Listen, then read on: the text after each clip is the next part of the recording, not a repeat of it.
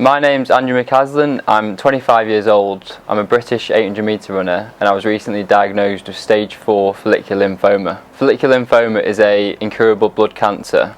My name's Leah, I'm Andy's partner. I'm a British 800 metre runner as well. I'm supporting Andrew through his battle with follicular lymphoma.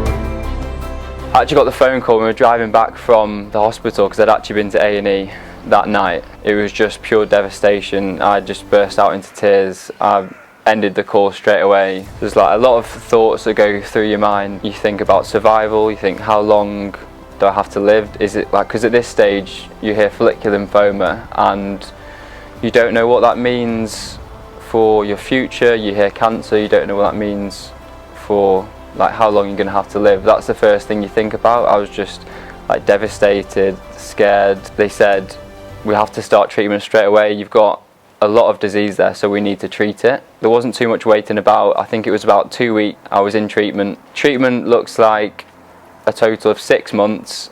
I have 6 separate treatments which go over 2 days. So the treatment involves 2 drugs. It's an immunotherapy drug and it's a chemotherapy drug. So on the first day I have immunotherapy which goes over a few hours and then chemotherapy after it, and then the second day is just chemotherapy. Every 4 weeks you've got that for 6 months. Finding out that it was a cancer that you'd usually get in your 60s was quite tough to deal with.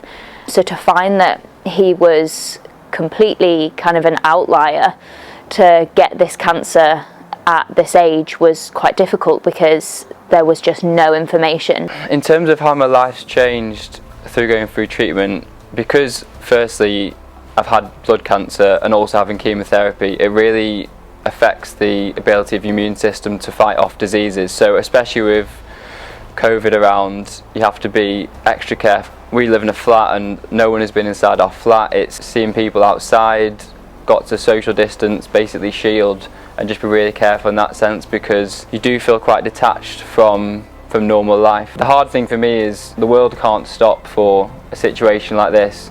Your friends and family still have to get on with their lives. The tough side of that is seeing people training, racing, or like going on holidays, getting back to normal life, going out on nights out and just having, you just can't do those things at the moment and you are very restricted in that sense. But I have to say people have been amazing. Met loads of people outside, loads of messages of support. I feel like I've been very lucky in that sense to have so many good people around me. Andrew has always been the priority in this situation and he comes first no matter what's going on in my life. The week we got the kind of call about the diagnosis, I was meant to race, just coming back into some really good form, and that all kind of got put to one side. I had to cut my season early, had to stop work, training to be a sports psychologist. My supervisor also recommended that I take a step back from that. Since diagnosis, the hardest thing has been actually to get my head around what the situation is. I feel like I'm quite a positive person, so I potentially push a lot of the bad feelings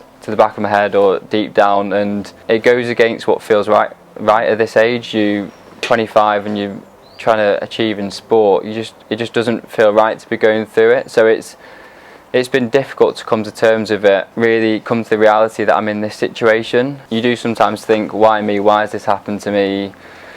It just feels quite cruel. There is, and always will be, at the back of your head, the worry that it's incurable and the treatments will run out.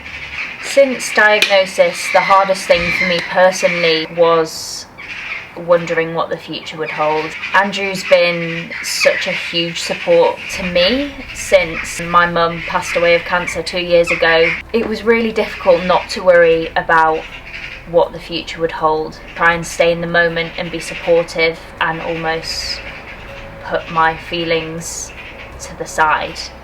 It's just another level of how difficult this is in your 20s. You're finding out what you want to do in life. It's really difficult to have to take a step back from that. I'd say something that someone said to me, which was, this isn't a death sentence. You will get through treatment. There's the examples of people that have failed a bunch of treatments, but more often than not, you find one that works, and it is a treatable disease. Just not to panic. Everyone associates the word cancer with, unfortunately, death, misery, but there is hope for this. There is so many people working towards finding a cure, and it's not far away. All the reports say that it's coming, we just need to build funding. There is hope, so I would just say to someone else not to worry too much about it and just try and go through the processes. There's lots of things that we've done, like exercise, that can help the treatment work, and you just have to stay positive and keep going, and a cure is coming, so there is a light at the end of the tunnel.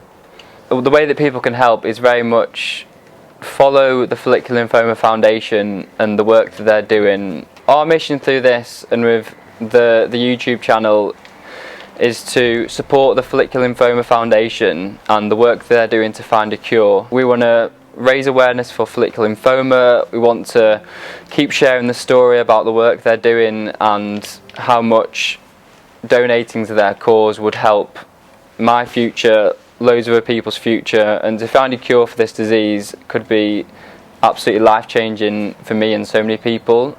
I also want to share the story of a young person getting cancer, because I mean, when we found out what was going on, we sort of searched for these sort of stories, and there really wasn't much out there, so I feel quite alone in the situation.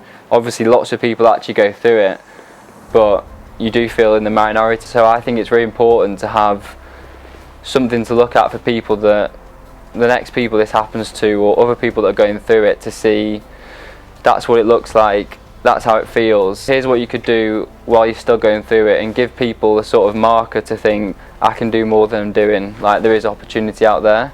Andrew's diagnosis has been really difficult in so many ways for me personally. I've had experience of cancer in my family just in the past 2 years, which was devastating, so immediately that brought a lot of feelings back for me, and you kind of think the worst at first. Having my own time and space has been really difficult, because I feel like I want to be with Andrew at every minute.